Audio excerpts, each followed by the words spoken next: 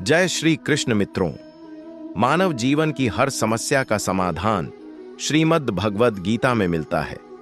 गीता एक ऐसा सागर है जिसमें डूबकर निराश मन भी आशा से भर उठता है। यदि आप इसके उपदेशों को शांति से सुनेंगे तो न केवल मन को अपार शांति मिलेगी, बल्कि आपके विचारों और जीवन में भी सकारात्मक परिवर्तन अवश्य आएगा। भगवान श्री कृष्ण कहते हैं कि जो श्रद्धा से गीता का अध्ययन, श्रवण और मनन करता है वह पापों से मुक्त होकर मेरे परमधाम को प्राप्त होता है। जिस घर में रोज गीता का पाठ होता है वहां संकट कभी पास नहीं आते और भगवान कृष्ण की कृपा उस घर को सदैव सुख समृद्धि से भर देती है। महाभारत के युद्ध भूमि में जब अर्जुन अपने गुरु, बंधु, बांधव, मित्र और परिवार को सामने खड़ा देखता है तो उसका मन भय और मोह से भर जाता है। वह श्री कृष्ण से कहता है, हे केशव, मैं इस युद्ध को कैसे करूं? मेरे अपने ही यहाँ खड़े हैं। मेरे गुरु भीष्म और द्रोणाचार्य मेरे आराध्य हैं। इन्हें मारकर जीने से तो भिक्षा मांगकर जीना बेहतर है।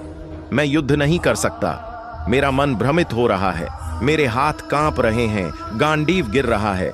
हे कृष्ण, मुझे मार्ग दिखाइए। तब श्री कृष्ण मुस्कुराए और उन्होंने वह दिव्य ज्ञान सुनाया जिसे गीता कहा जाता है।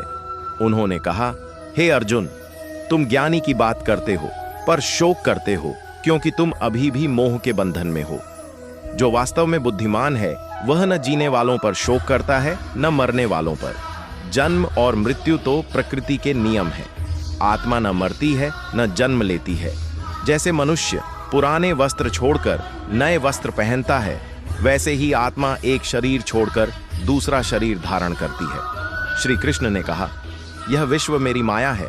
मैं ही इसका जन्म, पालन और संहार हूं। मैं सबके हृदय में स्थित हूं। जो बदल रहा है वह शरीर है, मन है, आत्मा नहीं। सुख दुख, मान अपमान, हार जीत, यह सब मन का खेल है। आत्मा इससे अछूती है।